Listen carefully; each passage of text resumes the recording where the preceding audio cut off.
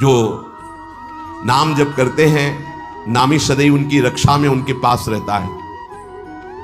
इसलिए तुम अपनी धारणा बनाओ, दूसरों की बातें मत सुनो। तुम जैसी जैसी धारणा पुष्ट करते जाओगे वैसा तुम्हें अनुभव होता जाएगा। तो नाम जापक को क्या सावधानी रखनी चाहिए जिससे उसका नाम सिद्ध हो जाए? बड़ा सुंदर प्रश्न उत्तर प्रश्नकर्ता पूज्य श्री स्वामी अखंडानंद सरस्वती जी महाराज, उत्तर देने वाले ब्रह्मबोध संपन्न पूज्य बाबा बुढ़िया बाबा जी हैं। तो क्या सावधानी रखे, क्या त्याग रखे जिससे नाम जापक सिद्ध हो जाए? सिद्ध नाम जापक रोम रोम रग रग नामाकार वृत्ति। पहले तो असंबद्ध प्रलाप छोड़े, असंबद्ध बेमतलब की बातें। नाम जापक को पहले वाणी को संभालना, क्योंकि इसी से नाम जप होता है। बेमतलब के ठीक बहुत गंभीर शत भरे मृदु भरे भगवत भाव भरे वचन बोलो, नहीं तो मौन रहो, नाम जप में लगो। असंबद्ध प्रलाप, व्यर्थ प्रलाप, दूसरों के चुगली निंदा की बातें ये जबान में होती रहेंगी तो नाम जप नहीं चलेगा। नाम जापक ध्यान दिए, नाम सिद्ध करना अर्थात निरंतर चलाना है।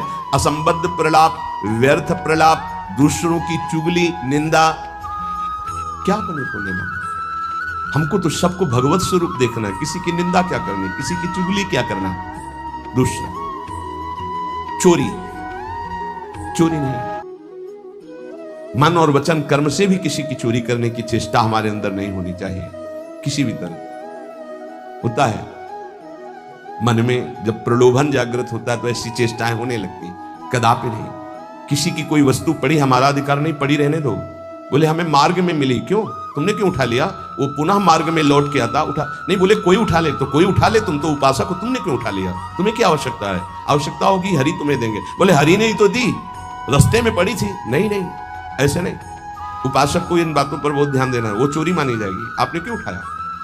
आपको चले जाना है, वो पुनः लौट कर आएगा उसको, या जो उठा ले। हमारा कर्तव्य नहीं, हमें न किसी की चोरी करनी है मन से, ना तन से, और ना कोई हमें चेष्टा ऐसी चोरी वाली। हिंसा और व्यभिचार नाम जापक में अगर ये दोष हैं तो बाबा बहुत स्पष्ट कहने वाले महापुरुष, क्योंकि जो ब्रह्मबोध संपन्न भगवत प्राप्त महात्मा होते हैं वो सही औषधि देते हैं। एक बार किसी ने बाबा से पूछा, बाबा हमारा कल्याण कब होगा? सभा में बाबा ने कहा तुम्हारा 7 जन्म में भी कल्याण नहीं होगा। उनका ऐसा बाबा क्यों? इसी शब्द का उच्चारण कीजिए, बेविचारी का कल्याण कभी नहीं। बहुत कठोरता से डांटा, और वो जो देख रहे होंगे वो तभी डांट रहे थे। जैसे अपने पुत्र से प्रियता रखते हुए डांट लगाई जाती है, ऐसे महापुरुष डांटते, अपमान नहीं करते। वो अपमान नहीं, वो सुधार। वो शब्द जाएगा और आग पैदा कर देगा और उसको व्यभिचार से उठा देगा, ऊपर उठा देगा। अब आप नाम भी जप कर रहे हो, माला भी चला रहे हो, आप व्यभिचार भी कर रहे हो, नाम जब सिद्ध होगा, माला जब सिद्ध होगा? अपने धर्म के अनुसार चले। कोई भी नशा करने वाले को नाम जब सिद्ध नहीं होता। उपासक के जीवन में कोई नशा नहीं होना चाहिए। हमें लगता है भगवत कृपा है, कोई व्यसन। झूठ नाम जापक को नहीं बोलना चाहिए। अब हाथ में माला है, बात करने में हम झूठ बोल दें तो हमारे नाम जप का मतलब क्या रहा? झूठ क्यों बोलते हैं? क्यों डरते हो? क्यों छुपाव कर रहे हो? किस बात के लिए झूठ बोल रहे हो? झूठ को पाप माना ही नहीं जा रहा। कलयुग का प्रभाव देखिए, वो लिखा हुआ है प्रभाव में कि झूठे ही देना, झूठे ही लेना, झूठे ही भोजन, झूठ चबेना। क्यों झूठ बोलो? सही बोलो ना, झूठ बोलने की जरूरत क्या है? जैसे आपसे कोई प्रश्न करे उसका उत्तर सही दे दो, डरो मत, डरने की जरूरत नहीं। और कुछ ऐसा होता है जो सत्य को संभालने के लिए, सत्य को हृदय में रखने के लिए कुछ बोला जाता है, वो किसी का अहित कार्य नहीं होता। आप कितना भजन करते हैं? आप तो बहुत भजन करते हैं, भजनानंदी। तो अब हम सत्य को बोल के एक तने इतने मार नहीं, हमसे क्या भजन होता है? गुरु कृपा से जो कुछ होता हो तो होता है। हमें तो नहीं लगता कि हमसे ऐसा भजन। अब वो झूठ नहीं माना है, अब उतने सत्यवादी नहीं कुछ में वो जरा सा छेड़ा हुआ पूरी दिनचर्या अपनी पूरी उनको बता दी कि हाँ ऐसे ऐसे। सत्य को कभी कभी गुप्त रखने के लिए बाहरी बात है, वो किसी का अहित या मंगल के लिए नहीं। हम अपने अभिमान को पुष्ट करने वाली बात नहीं बोलते, अपने साधन भजन को हम गुप्त रखते हैं। लेकिन हम व्यर्थ के व्यवहार में क्यों झूठ बोले? हमारा स्वरूप पूरा का पूरा कुंज कुटीर है। कुंज कुटीर हित, सहचरी हित, इष्टदेव हित, आचार्य हित, सत्य को कहीं कहीं गुप्त रखने के लिए हमारा भजन, हमारा साधन, हमारी गुरु संगोष्ठी, हमारी प्रेम संगोष्ठी, इनके विषय में सत्यवादी न। कभी कभी सत्य, एक गाय भागती हुई जा रही थी, कुछ मारने वाले पीछे पकड़े थे, एक सत्यवादी, तुमने गाय को देखा? उन्होंने कहा हाँ इधर गई, उसको उन्होंने, तो जब शरीर उनका पूरा हुआ तो उनको नर्क मिला इस सत्य बोलने के कारण। उस समय रक्षा है, साधन की रक्षा, धर्म की रक्षा, सत्य की रक्षा, प्राण की रक्षा किसी की, वो ऐसे सहज वर्ताव में झूठ, फिर नाम जप कैसे? असंबद्धा प्रलाप, व्यर्थ प्रलाप, चुगली, निंदा, हिंसा, व्यभिचार, नशा, झूठ और गाली। ये प्रार्थना है कि ब्रजवासियों की वाणी पे इस सूत्र को ना देखें, वो भगवत पार्षद है। यहाँ के पानी का प्रभाव है ऐसा, जैसी पियो पानी वैसे बने वाणी। तो इनका हृदय बड़ा कोमल है। जब तक ब्रजवासियों की टूक अंदर नहीं जाएंगे तो गौर श्याम जोड़ी नेत्रों में झलकेगी नहीं। इनका प्रभाव है। वैराग्य मार्ग के पथिक को इनके टुकड़ों की आशा रखनी चाहिए। इनके टुकड़ों में सामर्थ्य है श्यामल गौर जोड़ी को हृदय में प्रकाशित करने की। तो इनकी वाणियों में न देखे, क्योंकि हम ब्रजवासी हैं, ब्रज में वास कर रहे हैं सब।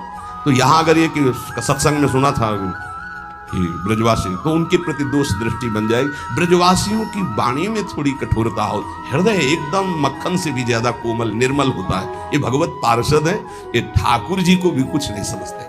जब अपने स्वरूप में आते हैं तो कहते तुम्हारे 2-4 लाख गौवें ज्यादा होंगी, अगर हमें दांव ना दिया, पीठ में न बैठाला तो कल से खेल में नहीं आने देंगे।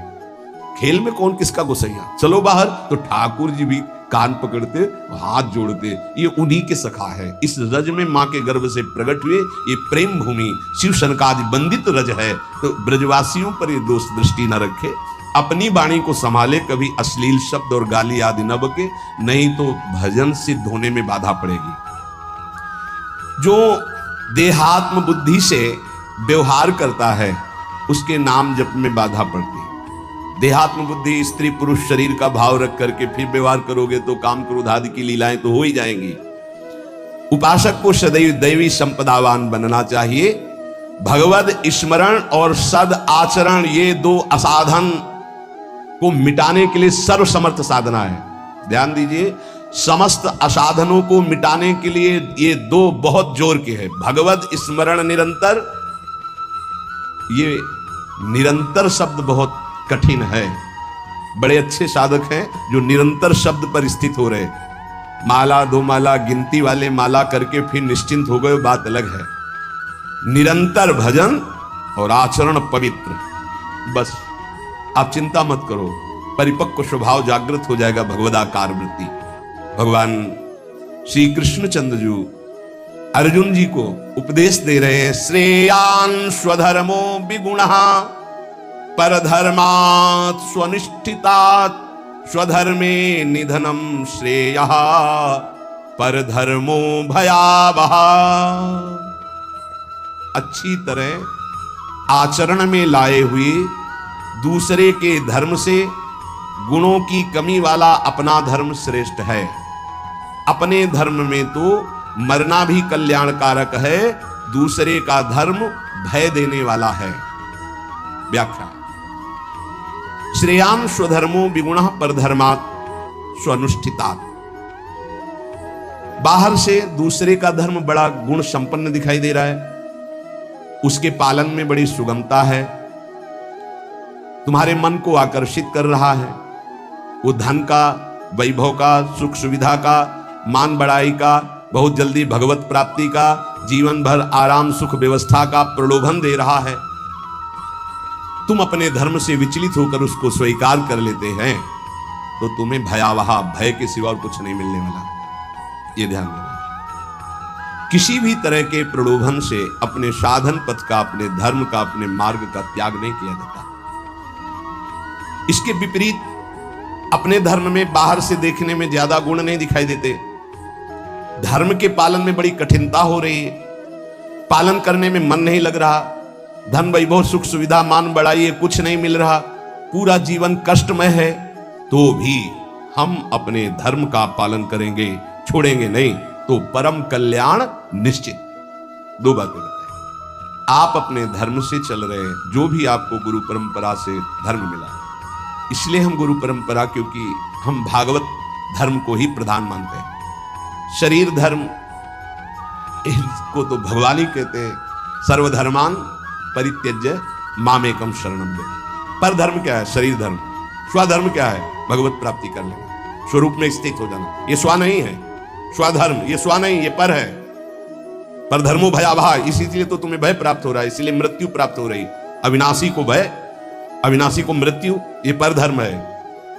बाहरी व्याख्या करें तो वर्णाश्रम धर्म को प्रधानता करके, लेकिन उस धर्म का भी फल है कि इसी का त्याग हो जाए और स्वामी स्थित हो जाए, अगर उसी में फंसा रहा तो नहीं।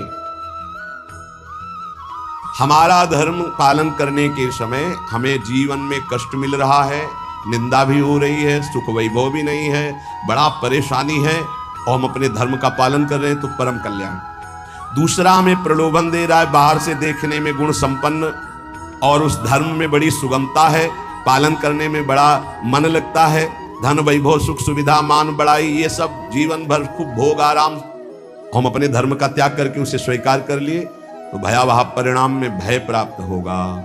कई ऐसे प्रलोभनों में धर्म परिवर्तन कर लेते हैं, कई ऐसे प्रलोभनों में अपने साधन का परिवर्तन कर लेते हैं, नहीं, परिणाम में भयावह। भगवान कह रहे परिणाम मंगल में नहीं होगा।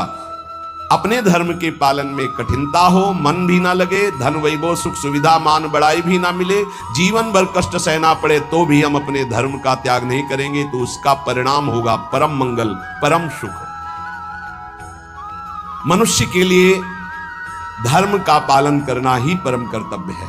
जैसे अर्जुन जी भगवान से कह रहे कि मैं युद्ध नहीं करूंगा, भिक्षा का अन्न पा करके जीवन गुजारा करूंगा, तो अर्जुन जी की छात्र धर्म वृत्ति है और इस समय धर्मयुक्त युद्ध आया है, अब भिक्षा मांगना ये ठीक है, ये पर धर्म हो गया।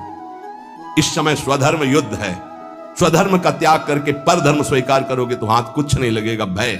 भगवान समझा रहे धर्म या कर्तव्य उसे कहते हैं जो सत्य की तरफ ले जाता है, और सत्य चढ़ाई है। अभी जैसे साधक को वाम मार्ग का प्रलोभन हो तो बड़ा अच्छा लगेगा।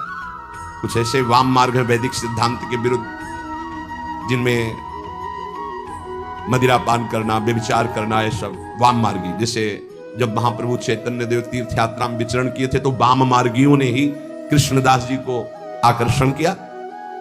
मन को लगता है कि यहां तो कुछ रोकना ही नहीं है, ये नहीं करना, ये नहीं करना, ये नहीं करना, हर कदम पे कठिनता है मार्ग पालन में, तो क्या होगा?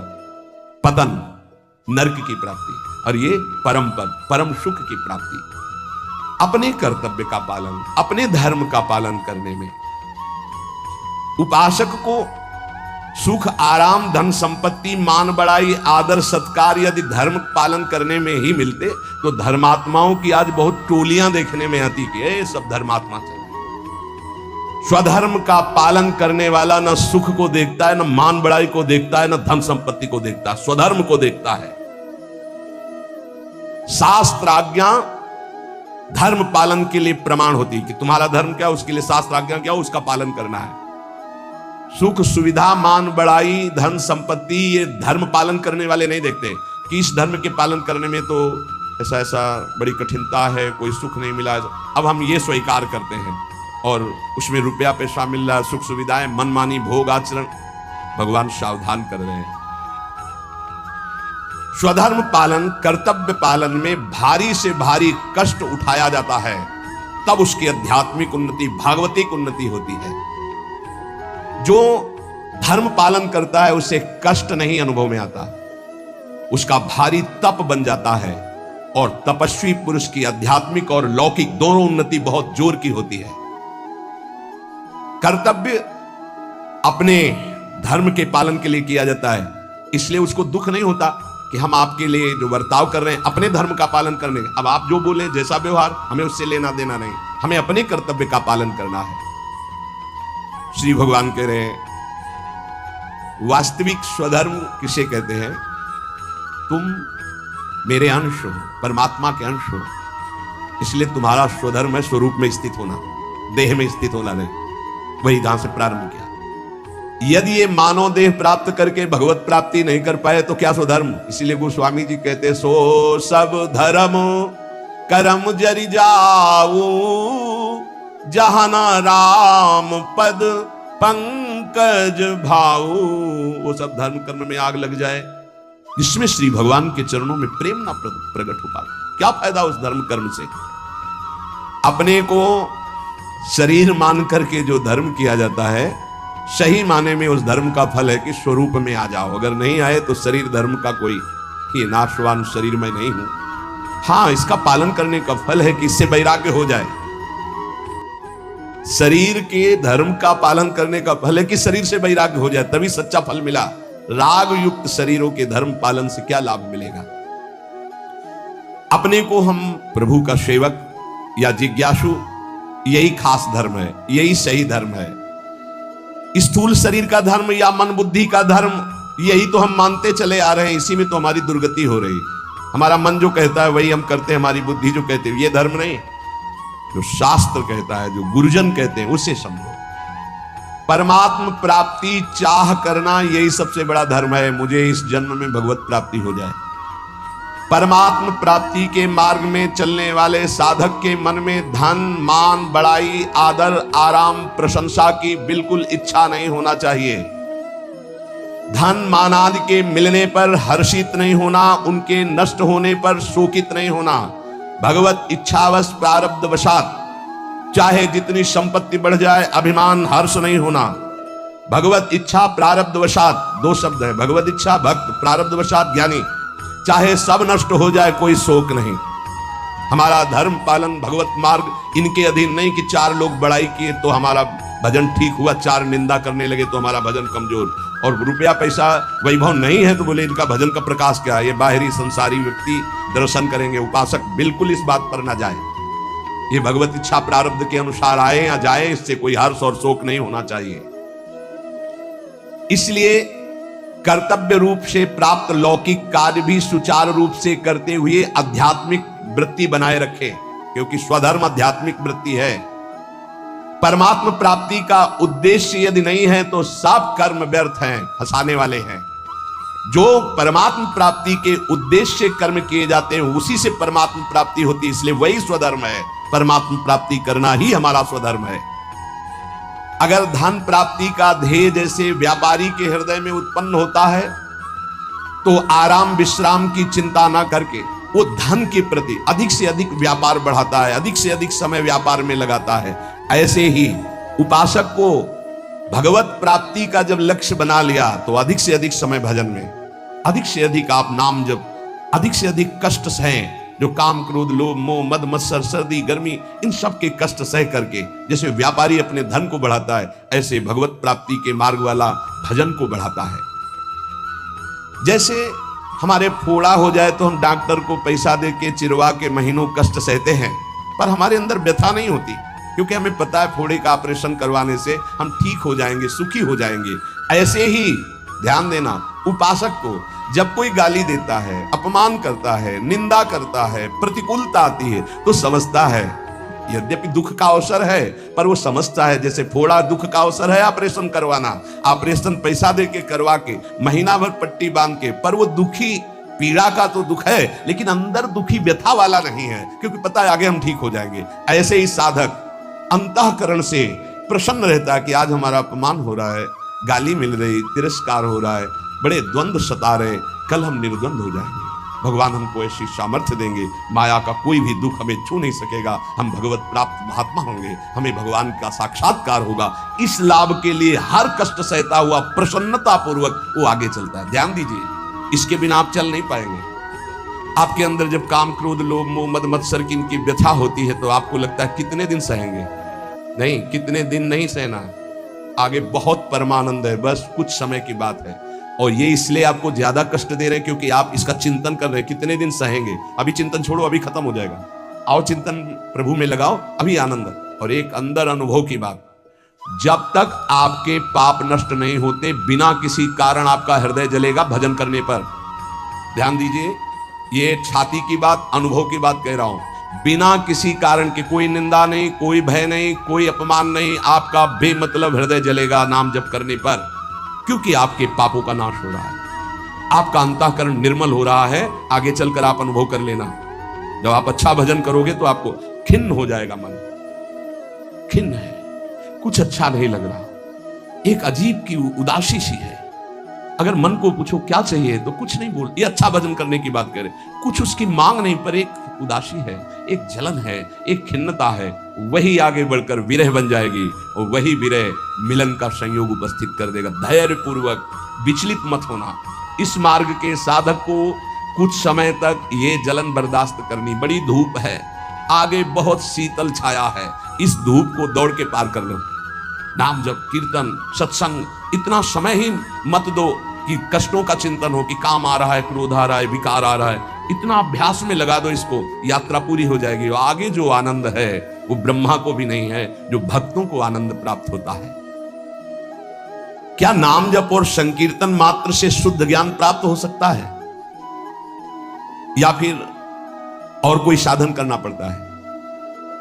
अगर वो नाम जप और नाम कीर्तन करता है तो ज्ञान इच्छु होने पर उसे शुद्ध ज्ञान हो जाएगा। उसके अंदर अगर ज्ञान प्राप्ति की इच्छा है तो शुद्ध ज्ञान प्रकट हो जाएगा, वेदांत वाला।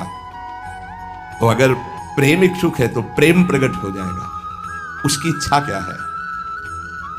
और अगर विषय की चाह है किसी कामना की तो उसकी पूर्ति हो जाएगी। ज्ञान और प्रेम इसका परिचय अभी नहीं मिलेगा। जब तक कोई वासना रहती है, इच्छा रहती है, तो पहले उसकी पूर्ति होती है, फिर जब उससे वैराग्य होता है, नाम कीर्तन नाम जब चलता है, तब आगे जो उसके अंदर भाव बनता है भक्ति का या ज्ञान का, वही जागृत हो जाता है। अंतःकरण नाम कीर्तन से, नाम जप से बहुत जल्दी शुद्ध होता है, इसलिए शुद्ध ज्ञान की प्राप्ति उसको प्राप्त हो जाती है। अगर ज्ञान इच्छु है तो भाव उसके अंदर नहीं बन पाएगा। नाम कीर्तन का जो भाव है, अशुभ प्रवाह होने लगा, रोमांच होने लगा, ये नहीं आएगा, क्योंकि ज्ञान इच्छुक है। तो अंतःकरण शुद्ध होगा और ज्ञान की तरफ ले जाएगा नाम जब, नाम कीर्तन। लेकिन भगवत मार्ग का भाव वाला जो उपासक है, उसको विशेष भाव प्राप्त होता है कि साधन भी यही होता है और साध्य भी यही होता है। रोमांच हो रहा है, शुभ प्रवाह हो रहा है, सामने आराध्य देव की झांकी दिखाई दे रही है। कुछ तो विद्वान कहते हैं योग मार्ग से ही चित्त शांत होता है। क्या यह ठीक है? तो क्या न, पूज्य बाबा का उत्तर, तो क्या वो ये नहीं जानते कि नाम जप करना योग है? अरे नाम जप के अंदर अनंत सामर्थ्य विराजमान है, इसलिए जो नाम जप परायण है वो योगी तो हो ही जाएगा। तात्पर्य जानना चाहिए, चित्त वृत्ति का संसार चिंतन से हटाना योग कहते हैं। वो नाम जप कर रहा है तो सच्चिदानंद के नाम में चित्त जोड़ रहा है, योग तो हो ही रहा है। प्रभु कुछ लोग कहते हैं नाम जप से क्या होगा, वेद पढ़ो, वेदांत पढ़ो, ऐसा कहते हैं। अरे तुम भगवत कृपा पात्र हो, तुम भगवान नाम जप में रुचि दो। लोग क्या कहते हैं इनकी तरफ मत देखो। पूज्य बाबा कहे, देखो हम तुम्हें अंदर की बात बताते हैं। वेद पाठ और इन पाठों से लोक लोकांतर के सुख मिल सकते हैं, लेकिन नाम कीर्तन नाम जप से भगवत प्रेम, भगवत प्राप्ति, भगवत दर्शन प्राप्त होते हैं। हाँ, अगर वेदांत दर्शन के अनुसार साधना हो तो मोक्ष पदवी प्राप्त हो जाएगी। तो क्या नाम से मोक्ष नहीं प्राप्त हो सकता? महापापियों को भी मोक्ष पदवी प्राप्त हो गई नाम से। जब इतनी महिमा बाबा आप नाम की बताते हो, तो नाम कीर्तन में और नाम जप में सब क्यों नहीं लग जाते? क्यों नहीं लग जाते? देखो भाई, स्कूल में 200 विद्यार्थी पढ़ते हैं तो सब परीक्षा में उत्तीर्ण नहीं हो जाते हैं। हां, प्रयत्नशील विद्यार्थी परीक्षा में उत्तीर्ण हो जाता है। इसी प्रकार साधन मार्ग में सब भगवत प्रेमी थोड़ी हो जाते हैं। हां, प्रयत्नशील, पुरुषार्थशील, एक आलसी, प्रमादी, कायरता, ये भजन मार्ग में सिद्ध थोड़ी होते हैं। ऐसे आलस में पड़े हैं, प्रमाद जो नहीं करना चाहिए वो कर रहे हैं, कायरता की द्वंद्वों को सहने से डरते हैं, नहीं, ये सूरवीरों का मार्ग है। बार बार जब नाम जप किया जाता है तो कोई भी निष्ठा हो सब जागृत हो जाती है। बाबा कह रहे समस्त आसक्तियों का नाश करके तुम्हें भगवन्निष्ठ बनना है, किसी की बात नहीं सुननी। नाम जप से, नाम कीर्तन से जितनी जल्दी तदाकार वृत्ति होती उतनी किसी और साधना से